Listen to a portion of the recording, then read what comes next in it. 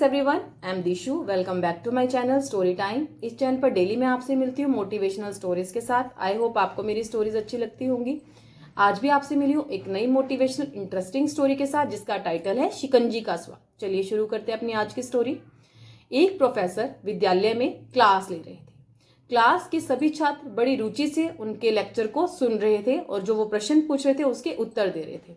लेकिन उन छात्रों के बीच कक्षा में एक ऐसा छात्र भी था जो चुपचाप गुमसुम बैठा हुआ था। उनके किसी प्रश्न का उत्तर नहीं दे रहा था, ना उसका ध्यान लेक्चर की तरफ था, ना वो कुछ समझ रहा था।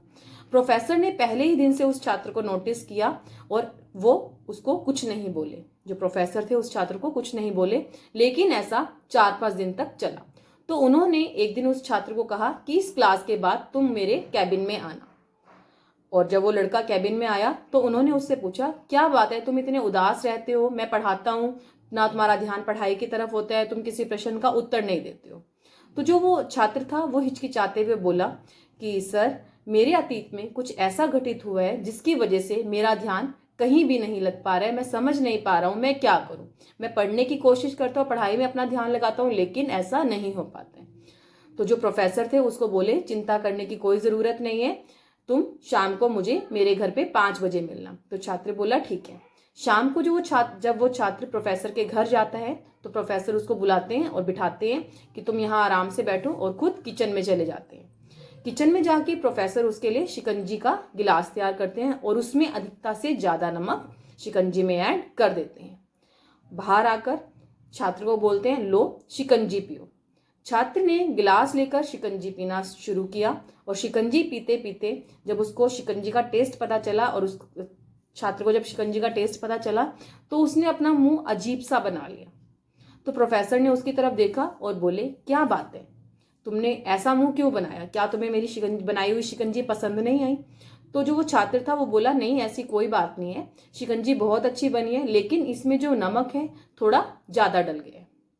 तो प्रोफेसर बोलते हैं, कोई बात नहीं, इस शिकंजी में नमक ज्यादा हो गया है तो इसको लाओ, मुझे दे दो, मैं इसको फेंक देता हूँ और तुम्हारे लिए दूसरी शिकंजी बनाकर लेकर आता हूँ। छात्र बोला, नहीं सर, बस नमक ही तो थोड़ा ज्यादा है, इसमें अगर थोड़ी चीनी डालने से स्वाद अच्छा हो जाएगा तो इसे फेंकने की जरूरत नहीं है। अगर हम इसमें थोड़ी सी चीनी ऐड कर देंगे तो इसका स्वाद अच्छा हो जाएगा। तभी यह बात सुन के प्रोफेसर बोले, ठीक है, ठीक कहा तुमने अब तुम भी इसे समझ जाओ। जो बात तुमने अभी बोली है कि इस शिकंजी में अगर नमक ज्यादा हो गया है तो अगर इसमें थोड़ी सी हम चीनी मिला देंगे तो यह शिकंजी पीने लायक हो जाएगी, इसका टेस्ट अच्छा हो जाएगा। तो इस बात को तुम समझ जाओ, ये शिकंजी तुम्हारी जिंदगी है।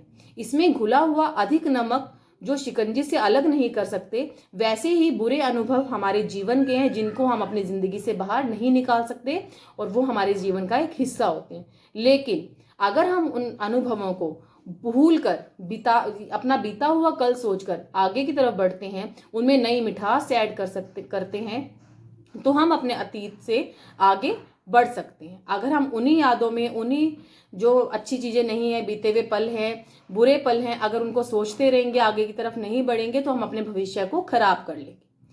अब जो होना था वो तो लाइफ में हो चुका, अगर उसके बारे में सोच सोच के जो हमारा आने वाला कल है हम उसको भी खराब करेंगे तो वो अच्छा नहीं है। तुम्हें भी यही करना है, जो तुम्हारे बुरे पल है उसको ज्यादा नमक सोचकर तुम्हें छोड़ देना है और अपने जीवन में चीनी डालकर और मिठास ऐड कर लेनी है, जिससे तुम्हारा जो भविष्य है वो अच्छा बनेगा।